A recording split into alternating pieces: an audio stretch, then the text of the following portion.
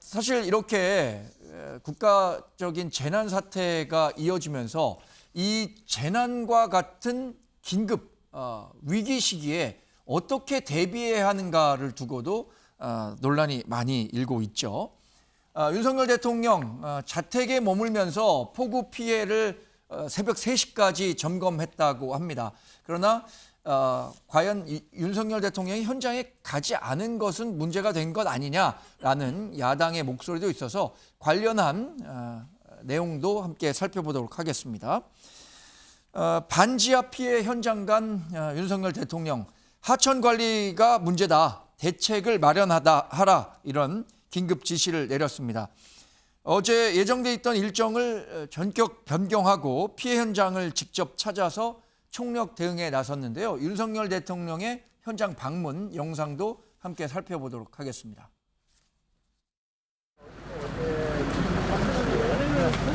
여기 지역에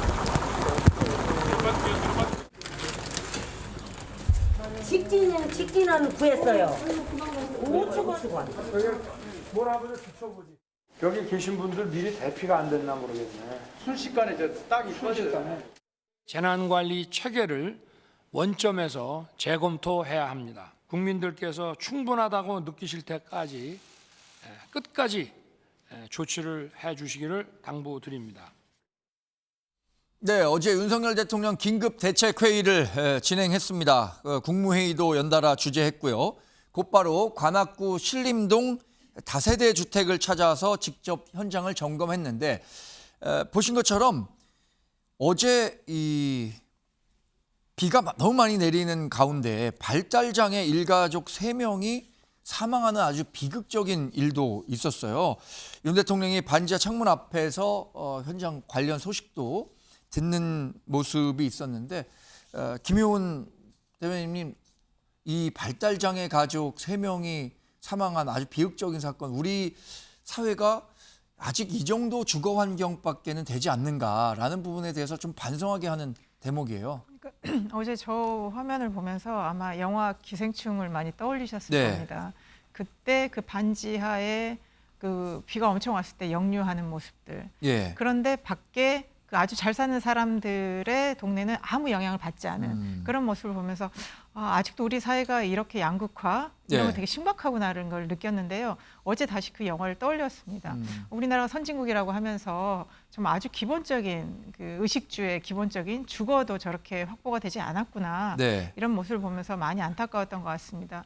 그리고 이제 이번에 자꾸 이제 재난재해가 되풀이 되면서 결국 기본적인 것부터 우리가 돌아봐야 되지 않습니까? 네. 그리고 대통령과 과거부터 어떤 국가의 지도자들은 물을 다스리는 것, 치수가 가장 기본이었습니다. 네. 그런데 지금 이제 윤 대통령의 어떤 또 리더십이 이번에 또 시험대에 오른 거죠.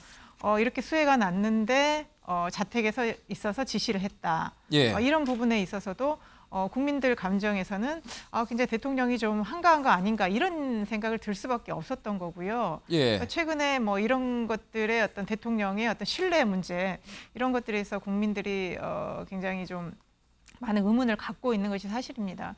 그랬을 때 빨리 진짜 현 정부 특히 재난재해가 점점 심각해지고 재난 관리가 이전 정부에서 상당히 시스템화 됐음에도 불구하고 네. 곳곳에 구멍이 있다는 게 많이 보여졌고요. 저는 이제 중앙 정부가 체계적으로 하는 것도 중요하지만 이 지자체장의 저는 책무가 굉장히 중요합니다. 예. 이제 민선 8기가 새로 출범을 했는데 어떤 그 지역민들에게 어떤 성과를 가시적으로 보여주는 이런 홍보성 이런 것들이 아니라 정말 가장 기본적인 거. 삶의 현장에 무엇이 불편하고 무엇이 문제가 있는지 네. 이런 부분들도 해서 재난재해뿐만 아니라 어제 이런 사고가 일어나지 않도록 주거 문제 이런 것들에 대해서 총체적인 점검하는 그런 계기가 되어야 될 것 같습니다. 네. 윤석열 대통령은 대책회의에서 기후변화로 인한 이상기상이 일상화된 만큼 현재 재난관리 체계를 원점에서 재검토해달라라고 주문을 했고요. 한덕수 국무총리도 강남 구룡마을 피해 현장을 찾아서 복구 상황 점검하고 인근 구룡중학교에 마련된 이재민 임시주거시설을 방문해서 이재민들의 어려움을 들었다고 보도하고 있습니다. 윤석열 대통령은 이렇게 폭우가 쏟아졌을 때 자택인 서울 아크로 서초에 머물러 있었는데요. 당시에 윤석열 대통령이 폭우 현장을 찾아와서 재난 상황을 조금 더 진두지휘했어야 하는 것 아니냐라는 야권의 비판 목소리가 어제 계속해서 나왔죠. 직접 한번 들어보고요. 이야기 이어가도록 하겠습니다. 어제 정부의 재난 대응을 실시간으로 점검해야 할 윤석열 대통령은 끝까지 모습을 보이지 않았습니다. 대통령실은 대통령의 주택 주변이 침수되어 출입이 어려워 자택에서 통화로 정부의 재난 대응을 점검했다고 밝혔습니다. 자택에 고립된 대통령이 도대체 전화 통화로 무엇을 점검할 수 있다는 말입니까? 대통령이 사실상 이재민이 되어버린 상황을 국민은 어떻게 받아들여야 합니까? 대통령이 있는 곳이 곧 상황실이다라는 대통령실의 변명은 참으로 구차하게 보입니다.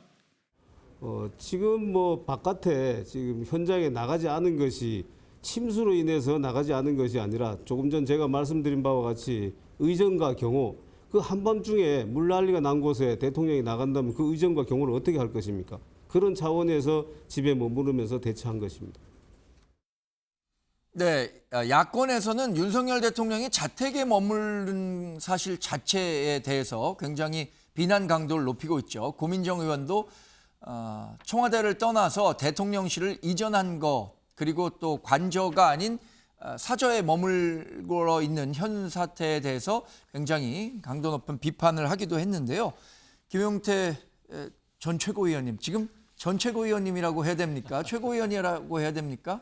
예, 어제 뭐 전국이 저희 국민의힘 전국이가 예. 저를 뭐 자동 해임으로 판단한 것 같아서 그런 논리대로 하면 전 최고위원이 맞는 것 같습니다. 예. 그러면 전 최고위원님, 대통령이 자택에 고립됐다라는 야당의 표현, 좀 어떻게 판단하십니까? 제가 판단하기는 좀 어려울 것 같고요. 저는 그건 비판을 위한 비판, 반대를 위한 반대라고 보고요. 아까 뭐 대통령실에서 말씀하셨던 것처럼 예. 대통령이 있는 곳이 저는 상황실이라고 생각합니다. 예. 뭐 현장에 있든 현장 밖에 있든 통신으로 얼마든지 대통령께서 상황을 지휘하시고 보고받을 수 있는 상황이고요.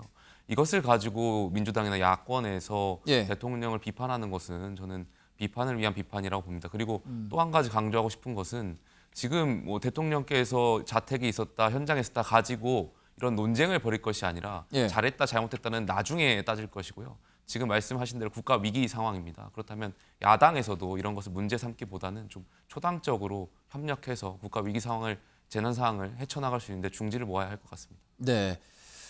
대통령실은 새벽 3시까지 윤석열 대통령이 전화로 현장 상황을 보고받고 어떻게 대응해 나가라는 구체적인 지시를 했다는 거죠. 최준영 변호사님.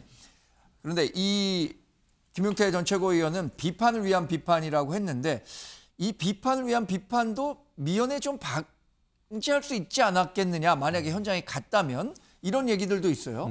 그렇습니다. 결국은 이상론과 현실론을 두고 서로 얘기하는 것 같습니다. 예. 야당 같은 경우에는 현장에 가는 것이 좀 더 이상적이겠죠. 그렇지만 그와 같은 상황 속에서 또 그 긴급한 상황, 사실 비가 그때도 계속 내리고 피해가 눈덩이처럼 불어나고 있는 그런 상황 속에서 대통령이 현장에 가면은 거기에 보면 대통령이 의전한다고 거기에 대응을 할 수가 있겠습니까? 네. 그렇다는 어떻게 보면은 민주당으로서는 좀 더 현실론을 그 이상론을 얘기했는 것이고 예. 지금 그 대통령실 같은 경우에는 그 당시의 상황에서 최선을 다했다라고 하는 그 현실론을 얘기하고 있는데요.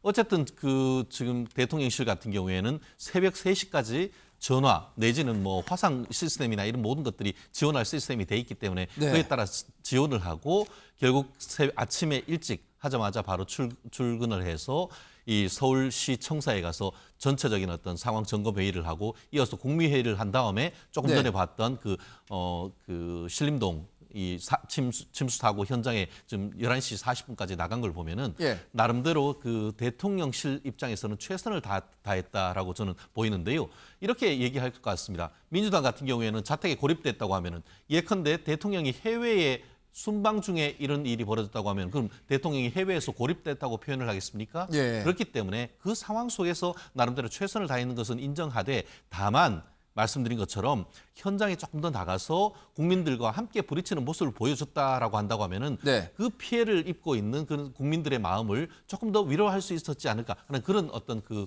부족하거나 약간 좀 아쉬운 점은 저도 개인적으로 좀 느낍니다. 네. 그래서 이제 대통령실이 이런 야권의 주장에 대해서 적극 반박하고 있죠. 대통령실은 야권의 비판 공세에 총력 대응으로 나섰는데 강윤선 대통령실 대변인 이렇게 얘기했습니다. 대통령이 자택에 고립됐다는 주장도 또 집에 갇혀 아무것도 못했다는 주장도 터무니없는 거짓이라면서 윤석열 대통령은 호우 피해 상황을 실시간으로 보고받으며 총리, 내각, 지자체와 피해 최소화를 위해 긴밀히 협력하고 있다고 반박을 했습니다. 근데 김종욱 교수님, 만약에 청와대 정무수석실이나 아니면 이런 대통령에게 보고를 할 수 있는, 조언을 할 수 있는 자리에 있었다면 그날 현장에 가라고 조언하셨겠습니까? 아니면 현실을 좀 고려해서 이렇게 원격 지휘를 하는 게 낫겠다라고 판단하셨겠습니까? 저는 용산 집무실로 오셔야 된다고 말씀을 드렸을 것 같아요. 이유는 뭐냐면 전 정쟁하다는 말씀을 드리는 게 아니고요. 예. 기본적으로 이미 그러니까 예를 들면 청와대에서 용산으로 이동을 하지 않았습니까? 예. 청와대에서 용산으로 이동했을 때 재난관리 시스템은 어떻게 변동되는가? 그다음에 용산 집무실이 있습니다만 사저가 별도로 있기 때문에 이런 상황이 바로 발생했을 때 사저와 집무실은 어떻게 유기적인 관계를 맺는가에 대한 대응 매뉴얼이 만들어졌어야 저는 생각을 하는 것이고요. 네. 그것이 있는 점인지 저는 확인이 안 됩니다만 또 하나는 이미 저번에 탄핵 그 결정문에 보충 설명으로 된 내용 중에 하나가 있어요. 예. 세월호 문제 때문에 나왔던 거긴 합니다만 대형 재난이 발생하여 상황이 급박하게 전개되고 있는 국가위기 상황의 경우에는 즉각적인 의사소통과 신속하고 정확한 업무 수행을 위하여 청와대 상황실에 위치해야 한다라고 예. 얘기하는. 그러니까 대통령은 이런 상황에는 청와대 상황실에 위치해서 전체적인 재난관리 상황들을 포괄적으로 본인이 직접적으로 보고받고 지시할 수 있는 상황에 위치해 있어야 된다라는 과거의 선례가 분명히 있어요. 그러니까 네. 저는 어떤 대통령실의 상황 위치의 변화, 그다음에 관저가 없는 상황이라고 하는 측면들, 또 하나는 과거 세월호 사태에서 벌어졌던 헌법재판관의 탄핵 결정문의 내용들이 분명히 예. 존재하기 때문에 이런 상황이 있을 때 뭐 이게 새롭게 만들어진 것이라 이미 있었던 전례가 있었었고 그런 내용에 맞게 매뉴얼을 만들었다면 전 이 상황에서 대통령이 즉각적으로 용산 집무실에 와서 네. 그 안에 있는 위기관리센터 같은 경우에서 전반적으로 상황을 파악하는 것이 맞는 거죠. 전 그렇다면 대통령실도 마찬가지입니다만 그 당시의 상황 자체가 이렇기 때문에 소위 집무실에 오지 못했습니다만 집무실에 와서 이 상황을 파악하는 것이 맞다라고 얘기하는 것이 전 원칙적으로 맞다는 생각이 드는 거예요. 네. 그래서 여야가 마찬가지입니다만 이걸 정쟁화할 필요는 없습니다만 어떤 매뉴얼을 가지고 있었는지 설명할 필요는 있어요. 대통령실에서. 왜냐하면 위치가 변했으니까요. 옛날에 네. 청와대 같은 경우는 정확히 있었죠. 예를 들면 위기관리센터가 있었기 때문에 집무실이 바로 집무실과 관저가 가까웠기 때문에 바로 이동이 가능했으니까. 그럼 변화된 상황에서는 어떻게 할 것인지에 대해서 설명을 해야 예. 국민이 안심하지 않으시겠어요? 당장 오늘도 더 큰 피해가 온다라고 얘기하고 있는 상황이니까. 전 그래서 이걸 정쟁이라고 예를 들면 치부하거나 아니면 쌍방 간에 싸우는 문제가 중요한 게 아니라 네. 국민들이 안심할 수 있도록 이런 상황에는 어떤 것들을 만들어서 어떻게 대응하는지에 대해서 국민에게 설명할 필요는 있다고 생각을 합니다. 네. 경향신문 관련 소식도 살펴보도록 하겠습니다. 인재는 없어야 한다. 윤석열 대통령이 거듭 지시를 했고요. 이번 폭우로 윤석열 정부의 재난 대응 능력이 첫 시험대에 올랐다. 이렇게 보도를 하고 있습니다. 김용훈 대변인님, 김종욱 교수께서 지금 세월호와 관련한 얘기를 좀 하셨어요. 실제로 어제 인터넷상에서는 세월호 때 박근혜 전 대통령이 어떻게 했었던 것과 윤석열 대통령의 상황 대응과 비교해서 좀 얘기하는 것도 있는데 그런 사안을 그런데 동일하게 보기는 좀 어려웠다는 판단도 들고요. 그렇죠. 근데 이제 지금 국민들한테 세월호는 굉장한 충격으로 남아 있고 예. 그뿐만 아니라 일상생활에서도 재난재해나 사고를 당한 그런 경험, 그렇기 때문에 어떤 트라우마에 시달리는 사람들이 많이 있습니다. 그랬을 때 또 저렇게 물에 잠긴 모습들, 차가 둥둥 떠다니는 모습들, 그리고 정말 많은 인명피해가 난 상황을 보면서 과거에 그런 어떤 참혹했던 사건을 떠올리지 않을 수는 없는 거죠. 그걸 이제 단순 비교해서 현 정부의 모든 걸 책임을 얘기하거나 네. 그런 의도는 아니었겠습니다만 다시는 그런 것들이 되풀이되지 않아야 된다라는 예. 그런 강조점인 것 같습니다. 그리고 이제 윤석열 정부에 대해서 정말 출범 100일 동안 너무나 많은 일들이 있었고 그 국민들의 실망이 지지도라는 명확한 지표로 나타나고 있지 않습니까? 예. 그런데 여기에서 또 이런 재난재해까지 나왔고요. 이런 것들을 그러면 이건 정말 의도하지 않은 상황들을 네. 어떻게 이 현 정부가 헤쳐나가느냐 이런 것이 정말 이전에는 그럼 뭐 약간은 좀 미숙해서 그리고 정책을 너무 밀어붙여서 이런 것들에 대한 문제였다면 이거는 정말 중요하게 국민들의 일상의 삶 안전에 대한 문제이기 때문에 이런 것들에서도 미숙하다고 했을 때 과연 국민들이 이 정부를 믿고 함께 할 수 있겠냐 이런 어떤 많은 것들을 생각할 수 있기 때문에 리더십의 시험대에 있다 그렇게 보여집니다. 네. 윤 대통령은 천재지변은 불가피하지만 무엇보다 인재로 안타까운 인명이 피해되는 일은 없어야 한다며 철저한 점검을 당부했는데 산사태 취약 지역 또 저지대 침수 우려 지역 등에 대해서 선제적 통제를 강화하고 도로 통제 정보를 신속히 안내하라고 지시했습니다. 어제 오늘로 이렇게 비가 그친 게 아니라 앞으로도 남부지방에 더 많은 비가 올 가능성이 있다고 예보가 돼 있는 만큼 보다 철저한 비 피해 예방 필요한 시점입니다.